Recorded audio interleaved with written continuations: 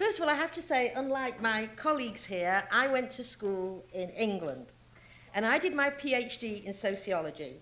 And it was impossible to come out without being a Marxist. Impossible.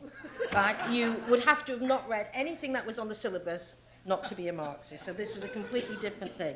But what I'm going to talk about today is I'm going to talk more about the role that Marx played in developing radical feminism. And I'm going to talk about how we got from liberation to empowerment and empowerment to liberation in just one real generation. So let's talk about putting the radical back in feminism. Do you remember what feminism used to be? Let me just remind you. This is by Ruth Blair. By patriarchy, I mean the historic system of male dominance. A system, whoever uses the word system anymore, committed to the maintenance and reinforcement of male hegemony. Its institutions direct and protect the distribution of power and privilege to those who are male, apportioned, however, according to social and economic race and class. In here is Marx applied to feminism. And what I'm going to argue is that it was the taking Marx and his structural analysis that put teeth in feminism, and it is the neoliberal destruction of feminism that has defined feminism today. So, radical feminism had a structural view of equal equality, owing much to what it borrowed from Marxism. Now, let's go and have a look what that means today. The mainstream feminism, third wave it's often referred to, is more an individualistic view that celebrates free choice, agency, and empowerment. And if anyone ever talks about the fact that feminism was about choice, no, it was never about choice. It was about dismantling the structures of inequality. That's different to choice. So, to show you how crazy this has gone, I'm going to quote from the Feminist Manifesto that was written by Jennifer Bogarden. Feminism is something individual to each feminist. So, to think how crazy this is, let's imagine we were to say, the labour movement is something individual to each worker. How much then would we have of a labour movement? So I actually like working for $5 an hour, and who are you to tell me that I don't like it? Or imagine this, the civil rights movement is something individual to every person of colour. So I actually like racism, and who are you to take away my empowerment as a person of colour? Now, how did we get from liberation to individual empowerment in just one generation? Now, I could go on all day, but I can't. I've only got 20 minutes. So I'm going to pick a number of people I blame. I blame lots of people, but I'm just going to focus on who I blame specifically. Right. So, of course, these two who did mainstream neoliberal discourse, Louis Althusser, who, by the way, stabbed his wife to death. Yes, did people know that? Yes, he stabbed his wife to death. And when he talks about ideology, I'm going to explain later how the Althusserian move towards ideology away from economics was one of the things that put the nail in the coffin of radical feminism. I blame Judith Butler. There is no gender identity behind the expressions of gender. She argues that gender is performance. So my question to you women would be, is if you perform masculinity, will your wages go up? No, probably not. I blame Camille Paglia, who said if civilization had been left in female hands, we would still be living in grass huts. So, I mean, there's many more people I'd like to blame, but I don't have the time.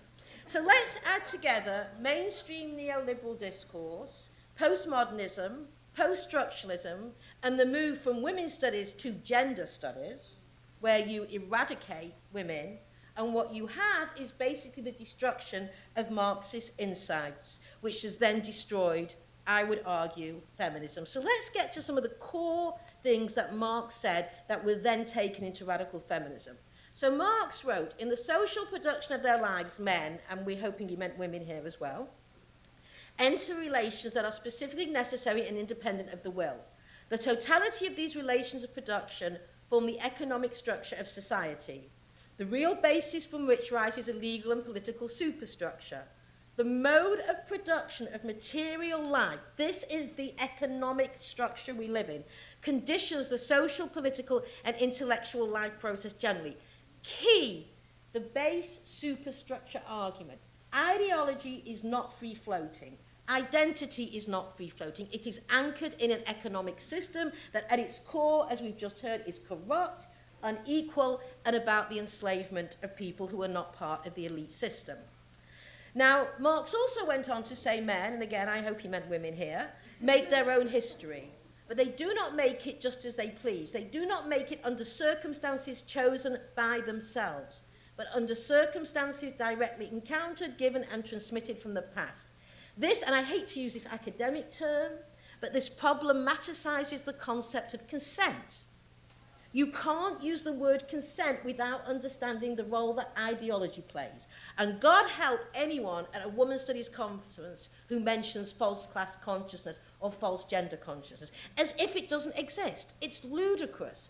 Of course, when the elite control the media and the education system, we're all going to have on some level false consciousness, unless, of course, we've been taught to see through the system and as it works. But God forbid you mention that, because then you become what is known as an essentialist, which is a crime worse than death, by the way, right, actually deserving of death. Now, let's go back to what was said here again. Do you see now how the historic system of male dominance, a system committed to the maintenance and reinforcement of hegemony, these are Marxist concepts writ large in radical feminism, because as a structural view, you are born into a system that is bigger, more powerful, and basically conditions your life. And unless you understand that in terms of gender, then you end up with a kind of liberal or worse neoliberal feminism. The core of radical feminism is that women exist as a class.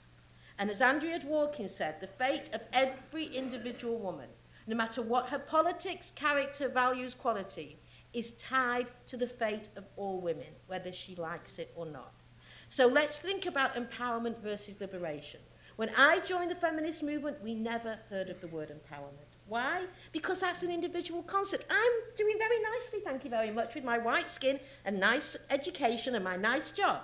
I'm so empowered, I actually do not know what to do with all of my empowerment. Right? However, that does not change the reality of the lives of the women and men who are going to come in and clean up when we leave.